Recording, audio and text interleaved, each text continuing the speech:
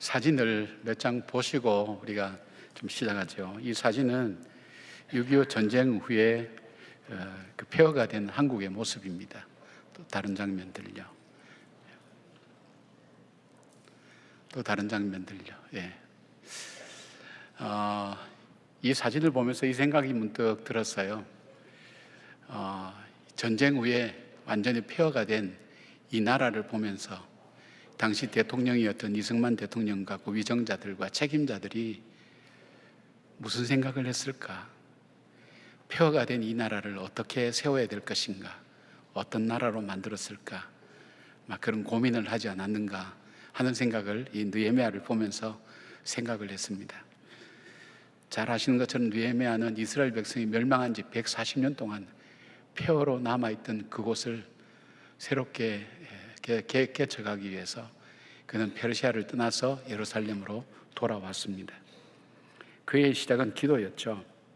그의 비전은 두 가지였습니다. 하나는 무너진 성벽을 건축하는 거하고, 그 다음에 그 성벽 안에서, 성 안에서 유다 백성들이 하나님의 백성답게 사는 공동체를 세우는 것, 그것이 그의 비전이었습니다. 당시 포로에서 돌아온 유다 백성은 한 5만 명 정도에 도달했지만 대부분 예루살렘 성 주변에 흩어져 살아가고 있었습니다. 성전은 재건되었지만 성벽이 무너져 있었기 때문에 이방인들이 공격해오고 또 생명을 부지하기가 쉽지 않았기 때문에 그 주변 안전지대에 흩어져서 살아가고 있었습니다. 그런데 이들을 모아서 느헤미야는 성벽 2.4km 그 거리를 49획으로 나누어서 52일 만에 예루살렘 성벽을 다시 건축하게 되었습니다. 기적적인 일입니다. 아무도 생각하지 못했던 정말 기상천외한 그 방법으로 건축을 했죠.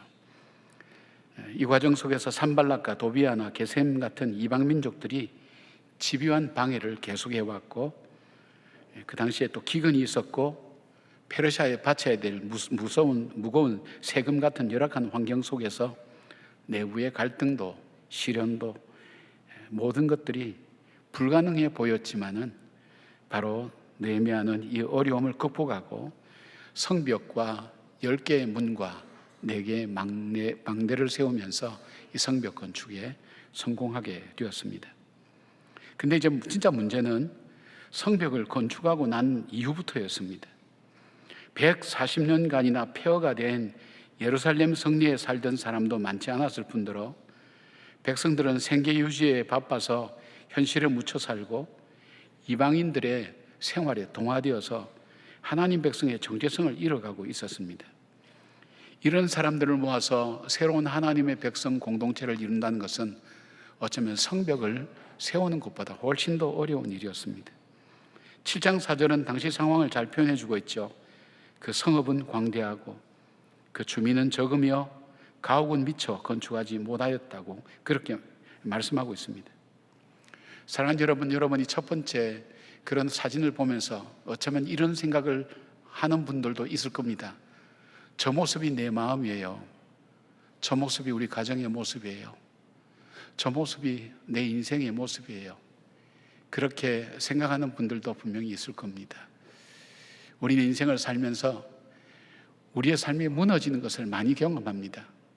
잃어버린 것도 많습니다. 다시 회복하고 싶은 마음이 있지만 어떻게 할 수 있을까? 뭐부터 시작할까?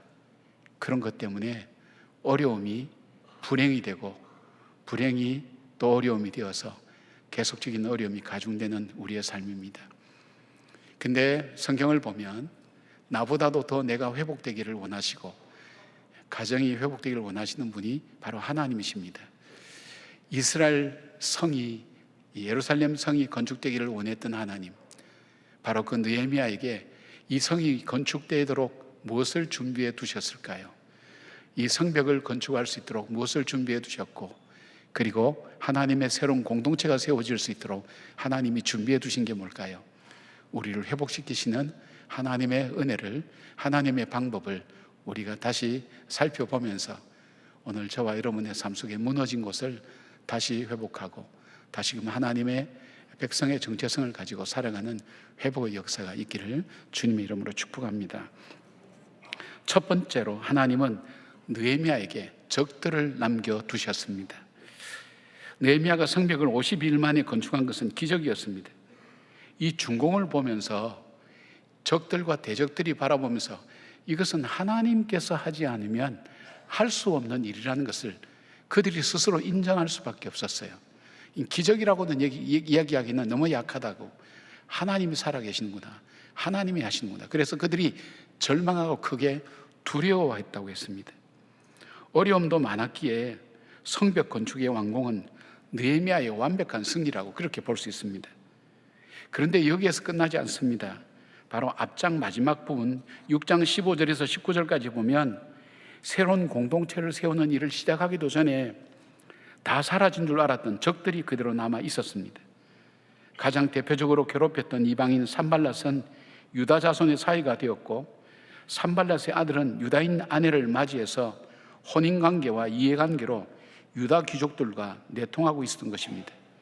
이것이 개인의 문제만이 아니라 유다에서 이방인들과 동맹한 유다 귀족들이 참 많이 있었습니다. 이들은 느헤미야 앞에 와서 산발랏을 칭찬합니다. 또 내부적으로 중요한 문제를 의논한 것이 모두 산발랏을 비롯한 적들의 귀에 모든 정보가 흘러 들어갔습니다.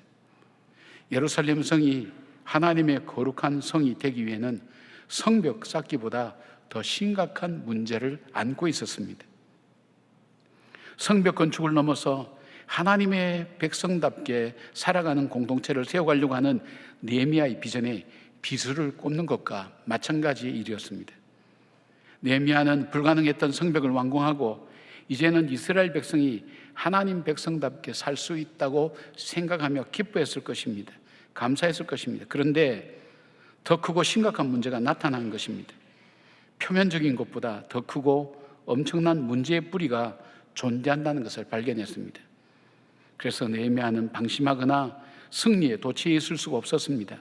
위기의식을 느꼈습니다. 이 사실을 알고 성벽이 완공되자마자 느헤미야가 제일 먼저 한 것이 있습니다. 레위 사람들로 하여금 문지기와 노래하는 자와 성전 일을 담당하는 자들로 우선적으로 임명했습니다. 여러분이 잘 아시는 것처럼 레위 사람들은 성전 일을 보는 사람들입니다. 바로 이 사람들에게 이 성문을 파수하는 일을 맡기고 하나님을 노래하는 것, 그리고 하나님께 예배하는 모든 일을 준비하는 사람으로 임명했습니다. 느헤미야 11장 1절 보니까 예루살렘 성은 거룩한 성이라고 했습니다. 구별된 성입니다. 따라서 예루살렘 성은 세속적인 의미에서 세상의 성이 아니라 하나님의 도성이라고 믿었습니다. 하나님의 백성이 거하는 거룩한 성입니다. 그래서 성전 일을 담당하는 레위 사람들에게 예루살렘 성의 출입과 파수를 책임지는 문지기를 맡긴 것입니다. 그리고 노래하는 사람을 임명했습니다. 노래하는 사람을 임명한 것은 하나님이 누구신 것과 하나님이 행하신 일을 드러내고 높이는 그런 일을 하기 위해서 이 사람들을 임명했습니다. 그리고 예배하는 모든 일이 우선순위가 되도록 레인을 임명한 것입니다. 이것을 통해서 이 느헤미야가 이야기하고 싶은 것이 뭘까요? 하나님의 백성들이 하나님을 예배하고 하나님을 의지하는 것이야말로 자신들이 온전한 회복을 위해서 가장 먼저 해야 될 것임을 그렇게 선포하는 것과 마찬가지입니다. 여러분, 하나님께서는 우리에게 온전한 회복을 원하시죠. 그러기 위해서는 우리의 신앙이 방심하지 않고 나태하지 않도록 두려워할 일들을 남겨두시는 분이라는 것을 기억하시기 바랍니다. 우리가 살아갈 때에 예상하지 못한 일들이 일어날 때 우리는 어떻게 합니까? 우리는 우왕좌왕하며 더 절망하죠. 하나님, 완전한 승리인데요. 하나님, 지금까지 고생한 것만도 충분한데요. 하나님, 그런데 더 큰 어려움이 내 삶 속에 하나님 남겨두셨습니까? 왜 이런 일들이 나에게 일어납니까? 그런 생각하는 분들이 있을 것입니다. 하나님이 하신 것입니다. 왜일까요? 하나님은 우리가 이 일로 인해서 신앙이 방심하지 않고 나태해지지 않도록 어려운 일을, 두려워할 일들을 남겨두신 것입니다.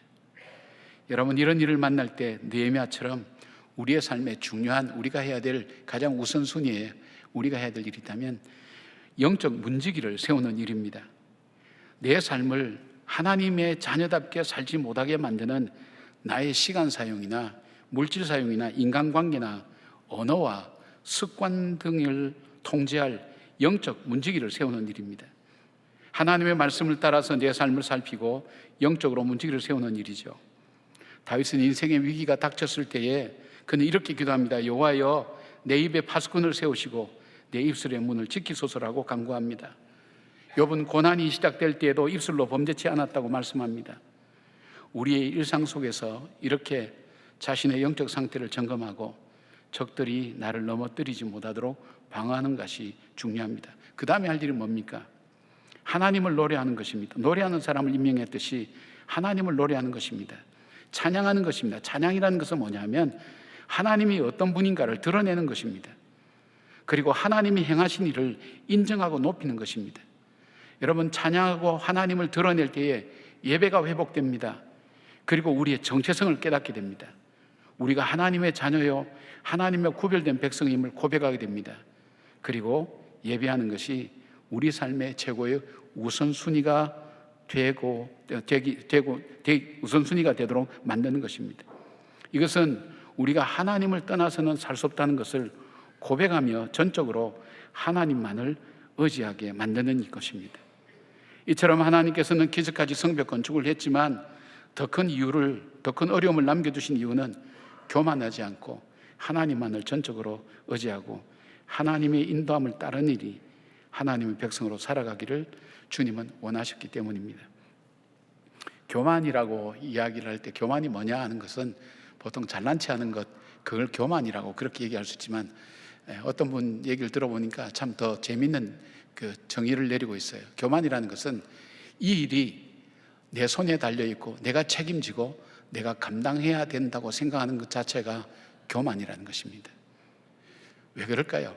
여러분, 은혜라는 찬송 들어보면 내가 이 세상에 태어나 사는 것, 숨을 쉬고 호흡하는 것, 내가 봄, 여름, 가을, 겨울, 계절의 변화를 보는 것, 내가 또 움직일 수 있는 이 모든 것, 하나님 은혜라고 부를 때 여러분 고개를 끄덕거리고 받아들이고 수용하는 이유가 뭡니까? 젊을 때는 몰랐는데 모든 것이 저절로 되는 줄 알았는데 당연하다고 생각했는데 계단 오르는 것부터도 힘들고 숨 쉬는 것도 힘들고 그리고 우리가 교회 들어오고 하는 출입도 힘들고 전에는 이거 당연하고 예사로 생각했는데 하나하나가 내 힘으로 되는 것이 아니라는 것을 인정하기 시작했다는 뜻 아닙니까? 인생을 살면서 그걸 알게 되는 겁니다. 저절로 되는 것은 없구나. 그래서 하나님의 은혜구나 하는 것을 이야기하게 되죠. 그래서 남은 삶을 어떻게 하나요? 기도할 때 하나님께 남은 삶을 의지하는 것입니다. 돈 많은 사람도 높은 사람도 지식이 많은 사람도 바로 이 사실을 깨닫게 될 때 내 삶이 내 손에 달려있는 것이 아니라 전적으로 하나님 손에 있구나. 바로 이것이 겸손입니다. 하나님은 우리로 하여금 우리의 삶이 전적으로 하나님께 있다는 것, 성벽 건축하는 것도 하나님께 있었지만 그보다 더 어려운 하나님의 백성이 하나님의 성벽 안에, 성 안에 들어가서 하나님 백성답게 살게 하는 모든 일들도 전적으로 하나님 손에 있다는 것을 느헤미야에게 깨닫게 하기 위한 하나님의 방법이었습니다. 여러분, 여러 번 말씀드렸지만 하나님은 문제가 급한 분이 아닙니다. 우리는 내 삶 속에 일어나는 문제가 급합니다. 이것 해결해야 됩니다. 그러나 하나님에게는 그 급한 것 아닙니다. 하나님에게 정말 급한 것은 우리 자신입니다. 하나님께서 이 일을 통해서 우리를 더 가까이 두시고 하나님을 더 섬기고 사랑하기를 원하시는 하나님께서 하시는 말씀을 들으셔야 됩니다. 그래서 전적으로 이것은 내가 내 힘으로 할 수 있다고 생각할 때 그때 실패하는 겁니다. 그래서 어려움을 남겨두신 것입니다. 이스라엘 백성이 무서운 여리고는 능히 물리쳤습니다. 그러나 조그만 아이성을 점령할 때 그들은 패배했습니다. 많은 숫자가 죽었습니다. 왜 이들을 패배하게 만들었을까요? 큰 성 여리고를 무너뜨렸으니까 이 성은 우리 힘으로 할 수 있겠다고 그들은 자만했습니다. 하나님 말씀대로 따르지 않았습니다. 그들은 처참하게 당하고 패배했습니다. 그리고 나서 여호수아가 깨닫죠. 그 백성들이 작은 일 하나까지도 하나님께서 허락지 아니하시면 이루어질 수 없다는 것, 하나님의 은혜로 이루어진다는 것, 그것을 믿고 하나님을 의지하면서 그래서 여호수아는 가나안 땅을 정복할 수 있었습니다. 정복의 중간중간마다 하나님의 종 모세가 지시한 대로 다 준행하였더라, 다 순종하였더라는 말씀이 중간중간 나오는 이유는 내 힘이 아니라 하나님의 힘으로 살아간다는 것을 알았기 때문입니다. 사랑하는 여러분, 우리가 여러 가지 일들이 있을 겁니다. 개인의 건강 문제도 있을 거고요, 또 가족 안에 자녀들 문제도 있을 거고, 부부 문제도 있을 거고, 사업의 문제도 있을 거고, 다 모든 것이 다양한 일들이 있을 겁니다. 그러나 하나님께서는 느헤미야를 통해서 회복의 첫걸음은 하나님과의 관계라는 것을 먼저 깨닫게 하신다는 것을 기억하고, 느헤미야는 영적 파수꾼을 세우고 하나님을 노래하고 인정하고 찬양하는 그 노래 부르는 사람을 임명하고, 그리고 예배되는 일에 우선순위를 두도록 그 사람들을 임명해서 준비하는 것으로 하나님께서 예비하신 이 공동체를 만들어가는 일에 첫 번째를 이루어가는 것을 보게 됩니다. 어려운 일 만나셨습니까? 하나님께서 여러분에게 하시고 싶은 말씀이 있는 겁니다. 힘든 일 만났습니까? 전적으로 하나님만을 의지하도록 겸손하게 우리를 만드시는 하나님의 방법인 것을 기억하시고 낙심하지 않고 하나님께 전적으로 의지하고 맡기는 저와 여러분의 삶이 되기를 주님 이름으로 축복합니다.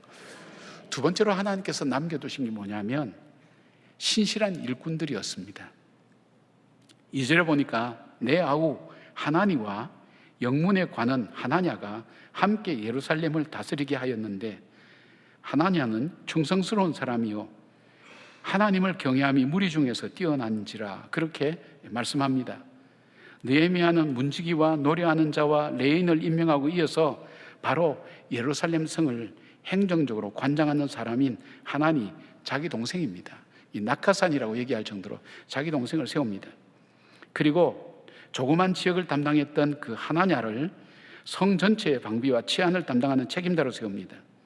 하나는 우리에게 적을 남겨두시기도 하지만 바로 우리를 돕고 우리와 함께 동력하는 하나님은 일꾼을 남겨두시고 숨겨두신다는 것을 여러분 발견해야 됩니다.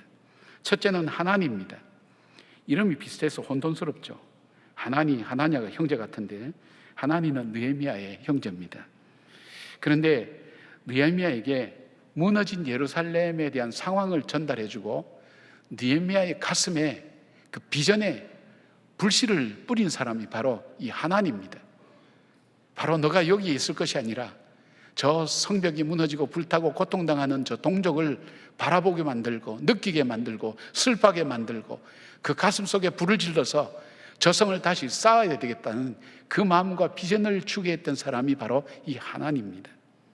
그리고 하나니를 임명하면서 어떻게 예루살렘 이 성을 재건하고 어떤 공동체를 만들어야 될지에 대한 비전도 함께 나누는 사람, 그 사람을 책임자로 임명한 것입니다. 여러분, 일을 할 때 속도보다 더 중요한 것이 있다면 방향입니다. 같은 말, 같은 뜻, 같은 생각을 가진 사람이 필요한 것입니다. 교회 모든 분들에게 비전과 사명 등 이것을 필수 교육으로 넣은 이유가 바로 이겁니다. 비전이 다르면요, 목표도 달라지고 목적도 달라지고 갈등과 다툼이 일어나면서 방향을 잃어버리게 됩니다. 수많은 사람들이 우리 교회에 모여 있는데 이분들이 비전이 다르면 하나님께서 우리에게 교회를 허락해 주셨고 섬기도록 해주셨는데 우리 교회는 어떤 방향으로 간다, 무엇이 우리 교회는 핵심 가치다 하는 것에 대한 우리가 함께 그 마음이 모아지지 않으면 각자 보기에 좋은 대로 교회는 이래야 된다 저래야 된다 하면서 나누어지고 싸우게 되면서 결국 사역을 못하게 되는 거예요. 그래서 가끔 우리 교육자들한테도 제가 그런 얘기를 합니다. 요즘은 잘 안 합니다만은 제가 한참 교회가 계속 성장하고 변화가 올 때는 그런 얘기를 했어요.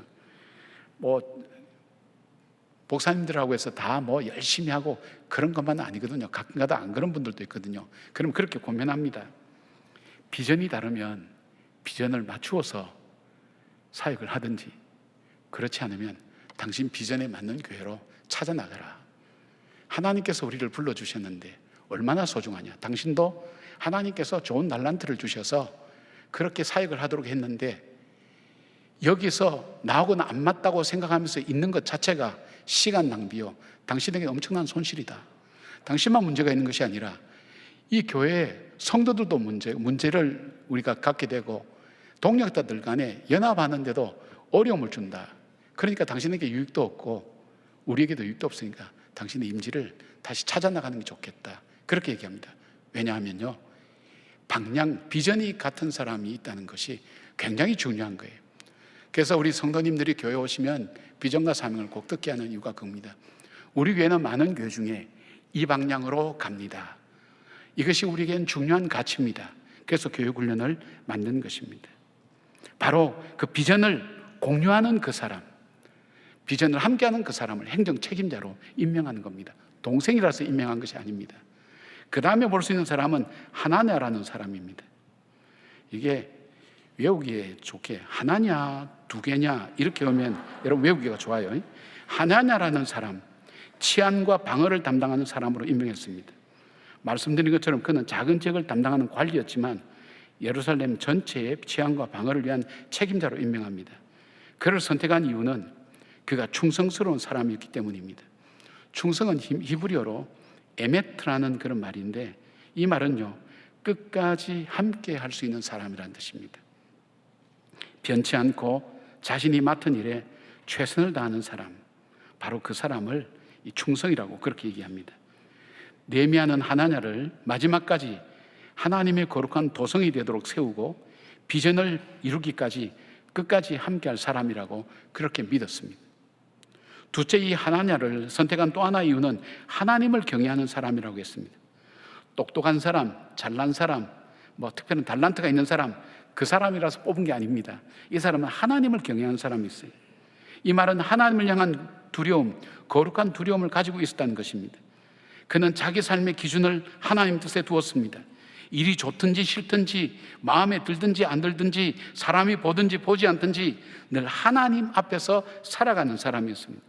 성경이 말하는 무리 중에 뛰어난 자라는 것은 많은 이들이 하나님을 경외함으로 섬겼지만 그 중에서도 가장 신실하고 충성된 자가 바로 하나냐였다는 것을 말합니다.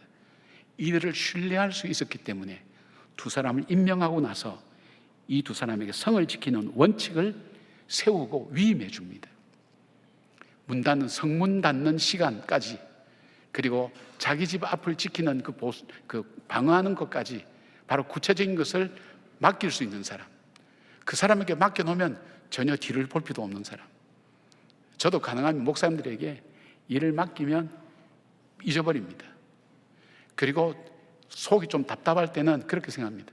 그거는 당신이 하나님 앞에서 책임져야 될 몫이기 때문에 그냥 내가 도와만 주지 그에 대해서 책임 안 지고 하는 사람은 어떻게 할 수 있는 방법이 없습니다.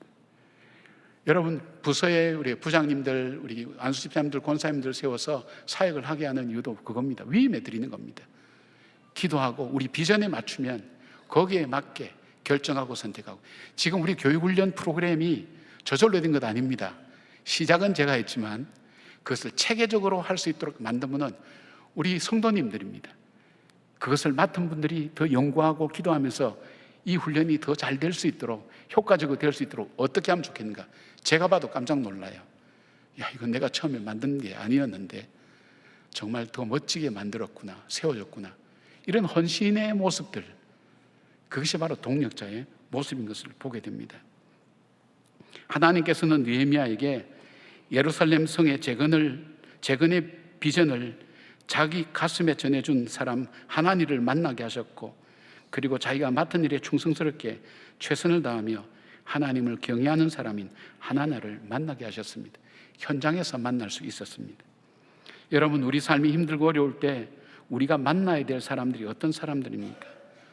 우리가 어려울 때 사람을 잘 만나는 것이 참 중요하거든요. 그런데 어려울 때는 나의 필요와 약점 때문에 정말 어려운 사람을 많이 만나게 됩니다. 선택의 실패를 많이 합니다. 그래서 좋은 사람을 만난다는 것은 굉장히 중요한 일입니다. 어떤 사람 만나는 것이 중요한가? 나의 믿음을 견고하게 하고 내 삶을 하나님 앞에 더 인도하며 믿음으로 이겨나가게 할 사람을 만나야 됩니다. 비전을 가진 사람 만나면 비전을 전해줍니다. 믿음을 가진 사람은 믿음을 전념시킵니다. 사랑을 가진 사람을 통해서는 사랑하는 법을 배우게 됩니다. 신실한 사람을 만나면 내가 만난 일에 실망하지 않고 인내를 가지고 이겨나갈 수 있는 용기와 격려를 줍니다. 영적 지혜를 가진 사람을 만나면 이간질과 거짓말로 우리를 공격하는 사단의 음모를 분별하게 해주는 것입니다. 그래서 만남을 위해서 기도하는 것은 굉장히 중요한 것입니다. 저도 만남을 위한 기도 많이 합니다. 좋은 교육자들 만나게 해달라고. 왜냐하면 좋은 분들을 만나야, 좋은 분들이 세워져야 우리 성도들이 행복합니다. 그런데 비전도 다르고 충성스럽지도 않고 자기 고집만 가지고 있는 사람들을 만나면 참 어렵습니다. 힘듭니다. 그래서 기도를 많이 합니다. 왜냐하면 제 힘으로 할 수 없는 거기 때문에. 하나님 정말 좋은 일꾼 보내주십시오. 만나게 하십시오. 그리고 그 다음에 그래도 어려운 사람은 하나님께서 나에게 두려움의 대상을 남겨두셨구나 생각하고 그대로 받아들입니다. 위해서 중보만 하게 됩니다. 여러분, 그런데 이 사람을 어디서 만납니까? 삶의 현장에서 만날 수 있습니다.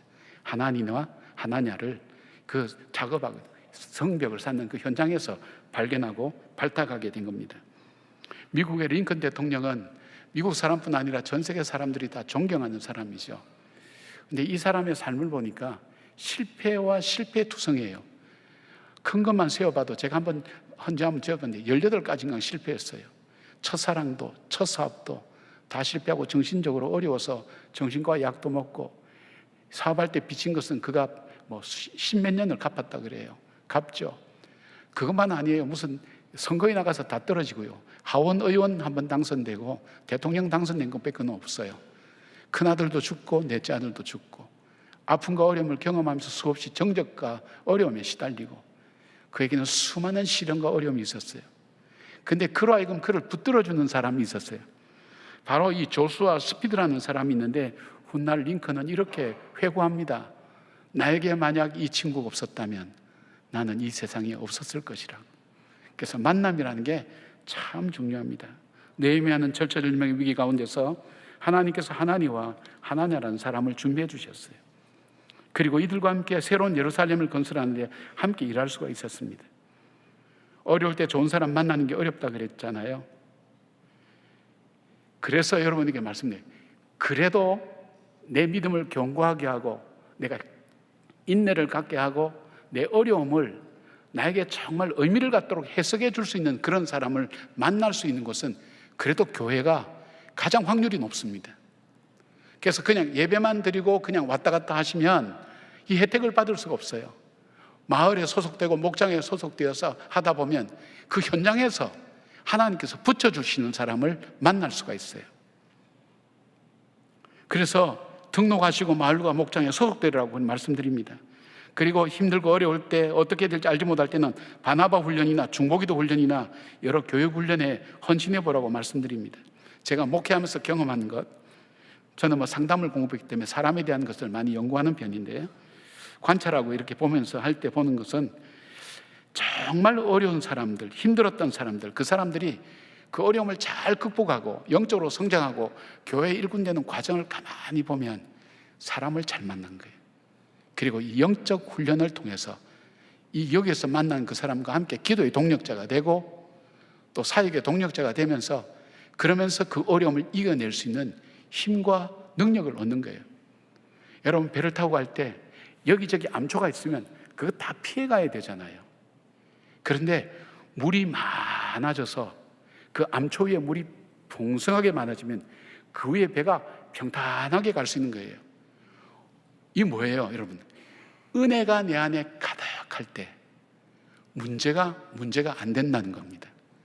은혜가 가득할 때는 암초 같은 것이 밑에는 이렇게 있어도 마음의 상처도 있고 속상한 것도 있고 실패한 것도 있고 그냥 빼쭉빼쭉한 것도 있어도 은혜가 풍성하면 물이 올라가서 자연스럽게 가게 되는 거예요.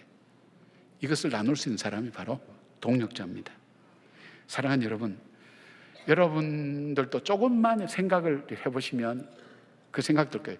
내가 어려웠던 삶을 어떻게 이겨왔는가 쭉 돌아보시면 사람마다 다 개개인 경험이 다르겠지만 대체적으로 영적으로 회복되기 시작했을 때 여러분이 이길 수 있었어요. 그 영적으로 회복된다는 것은 동력했던 사람들, 하나님 만나게 하신 사람들, 붙여준 사람들, 하나님이 들려주신 말씀들, 그 말씀들이 중요한 계기가 되었다는 것을 여러분 금방 발견할 수가 있습니다.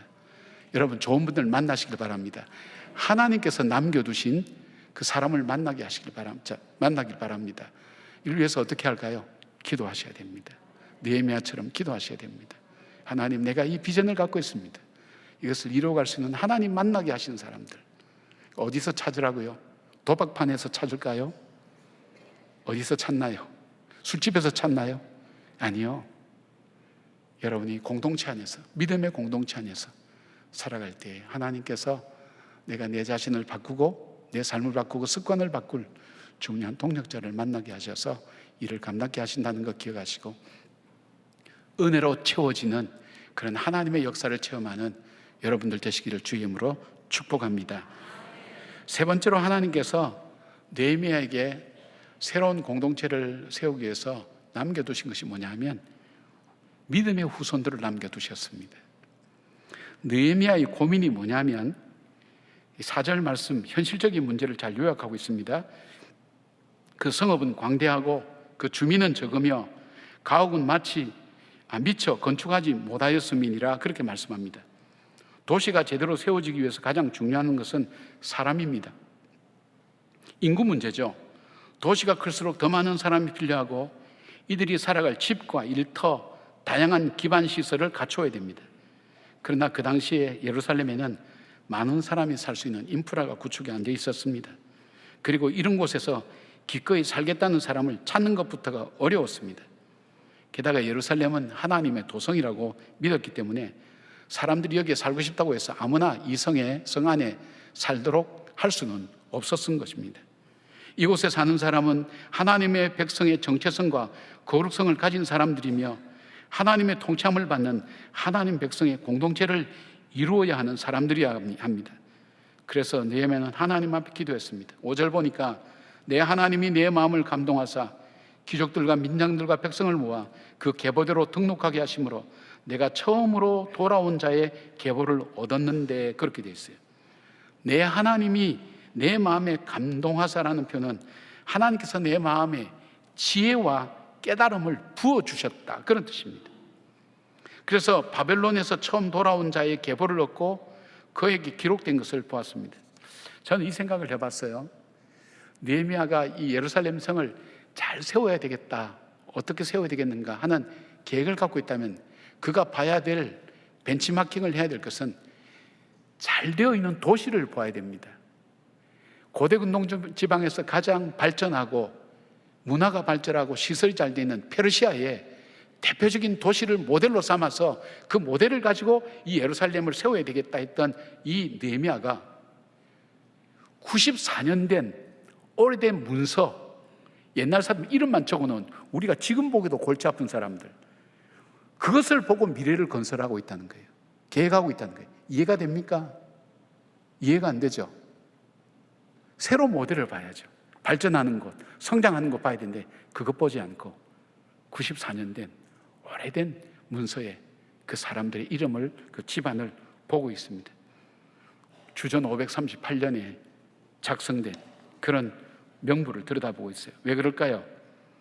느헤미야는 예루살렘 성에 아무나 들어가서 살 수 없다고 생각했습니다. 당시에는 이스라엘이 이방인과 결혼하고 먹고 사는 문제로 정체성이 약해져 있었고 반복된 실패로 인해서 하나님의 언약과 비전에 대한 확신도 희미해져 있었습니다. 그래서 예루살렘에 거할 사람은 역사와 신앙의 연속성을 가지고 하나님의 백성이라는 정체성을 회복할 사명이 있는 사람이 들어가서 살아야 됩니다. 이를 위해서 그 족보를 통해서 바벨론 포로 귀한 자들과 그의 자손을 확인한 것입니다. 왜 그럴까요? 에스라 2장에 나오는 바벨론 포로가 되었다가 페르시아에 의해서 해방될 때 하나님의 성, 거룩한 성 예루살렘을 재건하겠다고 나온 사람들의 명단입니다. 이들은요, 자신들이 페르시아에서 닦은 삶의 기반을 다 버려두었어요. 이곳에 오면 표라는 것도 알고 있었어요. 자기가 익숙해진 삶, 그 다 버려두고 이곳에 와서 하나님의 거룩한 성, 하나님 기뻐하시는 공동체를 세우겠다고 그들은 모든 것 버려두고 떠나온 사람들의 명단이에요. 한 5만 명 가까이 되죠. 6절에서 7절까지 보면 포로에서 돌아온 자들의 대표자 명단이 나오고요, 8절에서 60절까지는 총 18개 가문과 21개 지역의 출신들, 다양한 직분자들, 그리고 50개의 족속들, 그 명단이 나옵니다.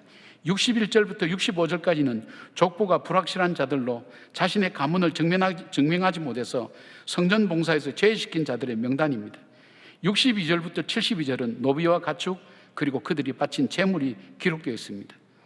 하나님께서 느헤미야에게 이 족보를 보게 하시고 새로운 예루살렘을 세워나가는데 이들을 사용하신 이유가 뭘까요?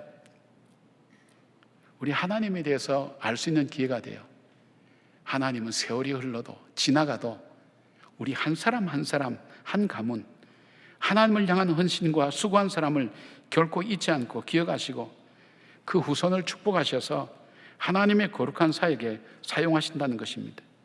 94년 전의 족보인데 오랜 세월 동안 잊혀졌다고 생각했는데 하나님이 잊지 않고 기억하시고 바로 다시금 느헤미야로 하여금 보게 하고 새로운 공동체를 세우는데 이들과 이들의 후손을 사용하고 있다는 것을 보게 됩니다. 마찬가지입니다.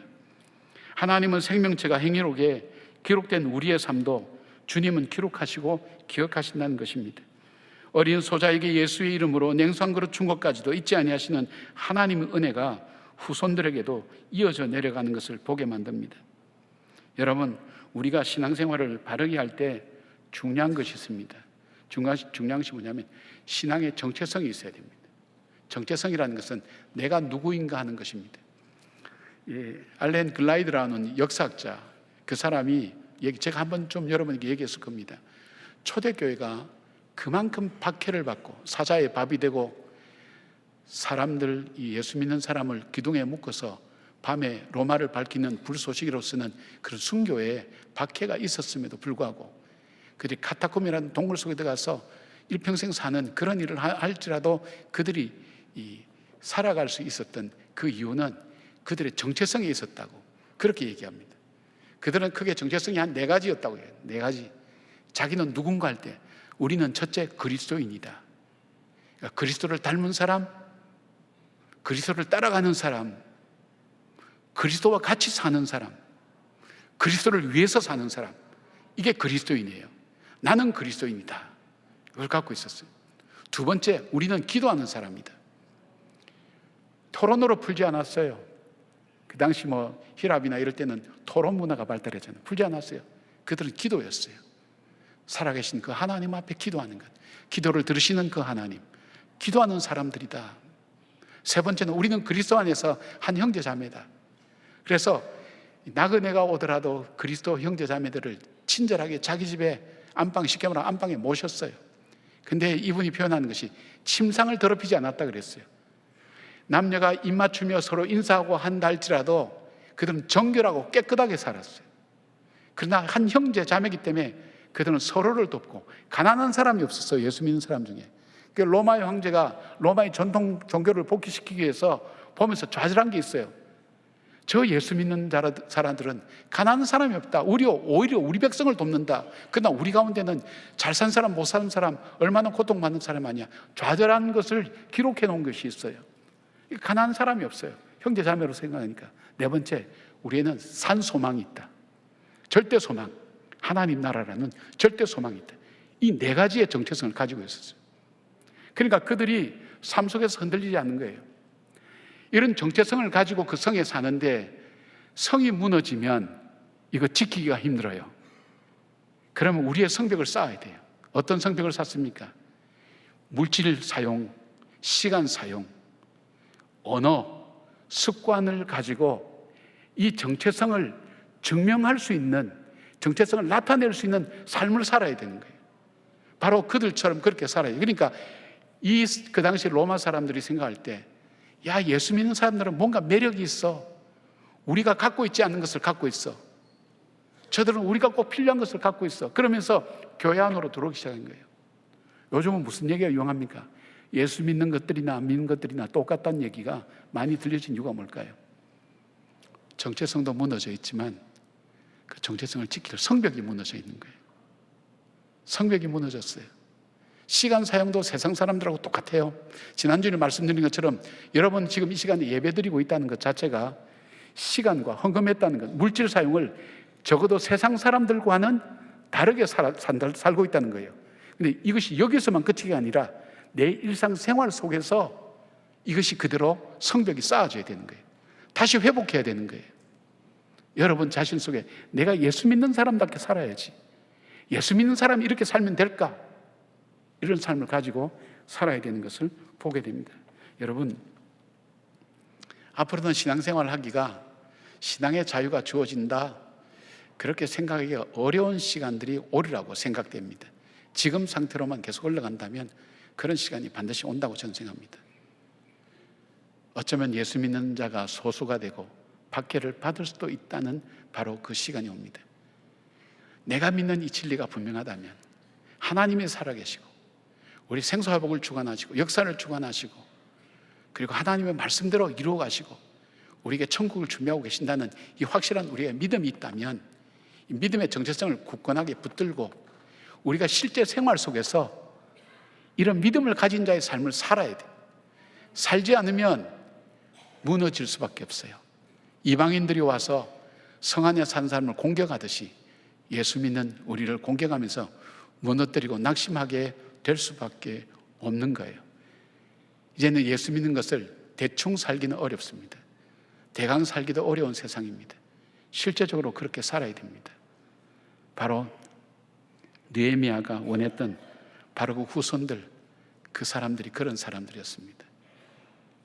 그리고 하나님께서 우리의 삶의 자리를 옮기기를 원하십니다. 지금 편안하고 안락하게 살고 있는 이 자리에서, 어렵게 사는 분들도 있겠죠. 이 자리가 아니라 정말 하나님의 사명의 자리, 하나님께서 우리에게 두시기를 원하시는 그 자리, 그 자리로 우리의 삶에 옮기기를 원하십니다. 그것을 기억하시기 바랍니다. 우리가 헌신한 것 하나님은 기억하고 결단하고, 헌신한 것 하나님 기억하고 계시고 잊지 아니하신다는 것, 그리고 우리로 하여금 거룩한 백성답게 사는 바로 그 예루살렘 성에 사는 사람들로 우리를 뽑아서 세워서 어떻게 해요? 이 성을 파수하겠죠. 우리 자녀들 지켜야 돼요. 우리의 살아가는 삶을 지켜야 돼요. 여러분이 영적인 파수꾼이 되셔야 돼요. 우리 교회를 지켜야 돼요. 이 나라를 지켜야 돼요. 영적인 파수꾼이 되셔야 돼요. 하나님이 행하신 일을 찬양해야 돼요. 노래해야 돼요. 인정해야 돼요. 고백해야 돼요. 하나님이 하셨다고, 내 삶을 통해서도 하나님이 하셨다고 하는 고백을 할 수 있어야 돼요. 이 나라가 여기까지 온 것도, 교회가 여기까지 온 것도 하나님께서 하셨다고 그 고백을 드릴 수가 있어야 돼요. 이 고백 속에 예배가 살아나요. 내 영이 살아요. 내가 누구인지를 알게 되는 거예요. 그리고 하나님의 생명력이 내 안에서 살아나는 것을 봅니다. 그리고 그들이 선조로 인해서 받은 축복이라면 오늘 우리가 살아가는 우리의 삶은 우리가 그 믿음의 선조가 되어야 우리의 후손들이 복을 받습니다. 그 선조의 수고와 노력, 그들의 예씀을 잊지 않은 하나님께서 오늘 우리의 수고와 노력도 잊지 아니하신 하나님이라는 것 기억하시기를 바랍니다.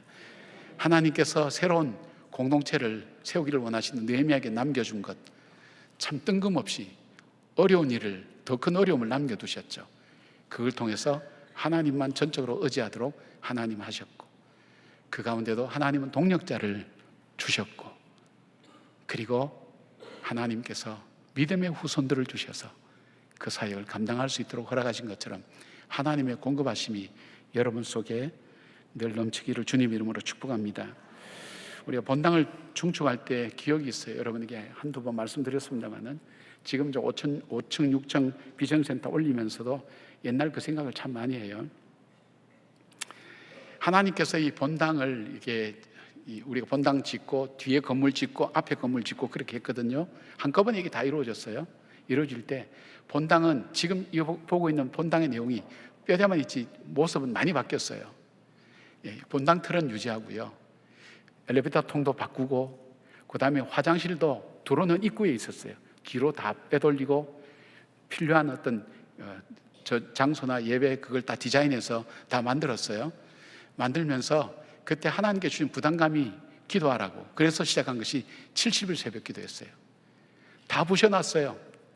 계단도 그냥 올라다니는 좋은 계단이 아니에요. 대충 콘크리트 해가지고 그 위에 천 같은 걸 깔아서 그렇게 왔다 갔다 했어요. 화장실 제대로 없었어요. 근데 70일 새벽 기도 할 때 난방시설도 없었는데 이 기가 막힌 일이에요. 하나님의 그 부르심이 강렬해서 교인들한테 이렇게 선포를 했죠. 그리고 우리 교인들 보고 70일 새벽기도 끝난 다음에 왜 교회에 나오시게 됐습니까? 물어봤더니 목사가 불쌍했다는 거예요.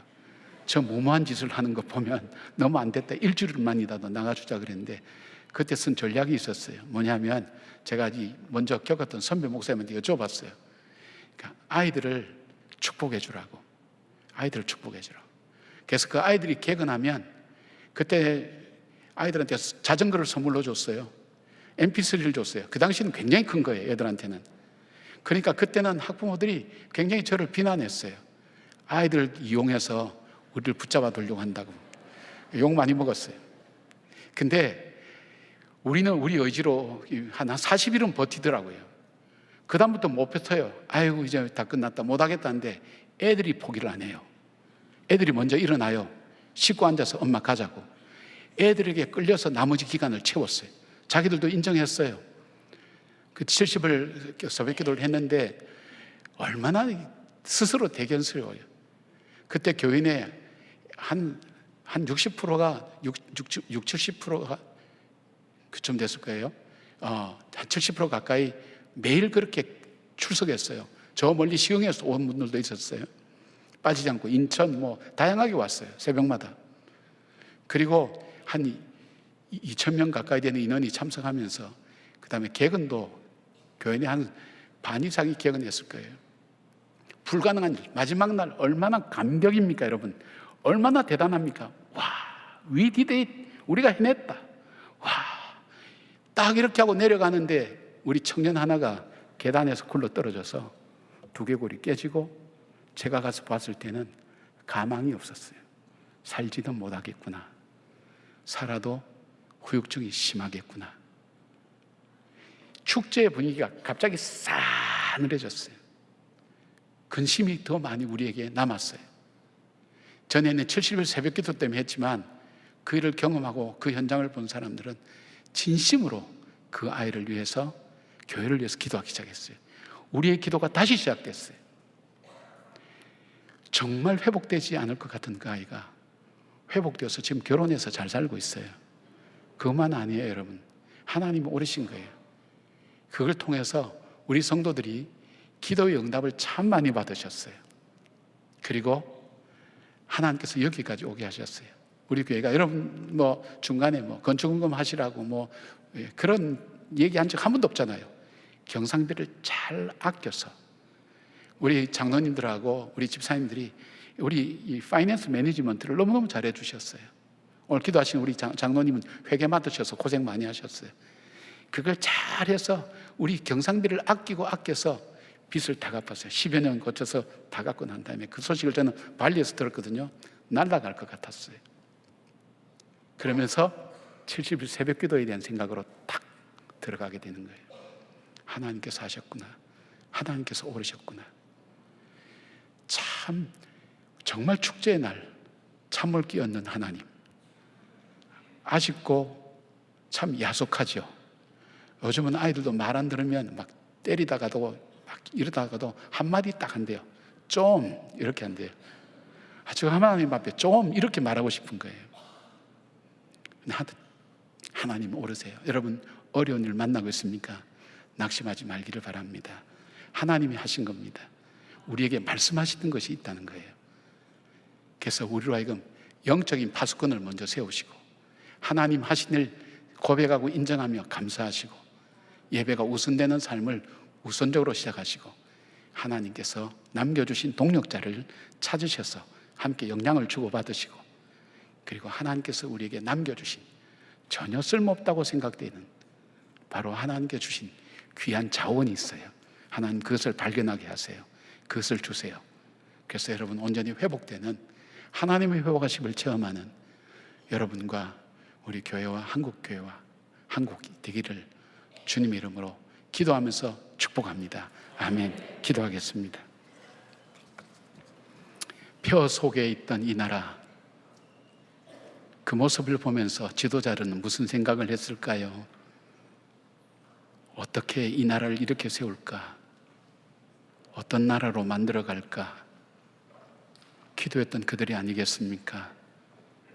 하나님, 오늘도 우리의 삶에 무너진 것을 보며 어떻게 세우며 어떻게 시작해야 되는지 알지 못할 때 느헤미야를 통해서 주신 하나님 말씀을 저희들이 본받게 하시고 말씀의 지혜를 깨달을 수 있도록 도와주시길 원합니다. 하나님과의 관계가 우선순위라는 것을 저희들이 기억하게 하여 주시고 우리에게 동력자를 주셨다는 것, 외로워하지 않도록, 고독해 하지 않도록, 힘들어하지 않도록 주셨다는 것을 발견하게 하시고, 그리고 우리에게 정말 아무 쓸모없다고 생각됐던 그러나 하나님께 주신 영적 자원들을 우리에게 남겨두신 것을 기억하며 잘 이겨나가고 극복해 나가고, 하나님, 다시금 하나님이 계획하시는 새로운 교회와 새로운 나라가 될 수 있도록 저희들을 하나님 새롭게 설계하여 주시고 인도하여 주시옵소서. 예수님의 이름으로 기도드리옵나이다.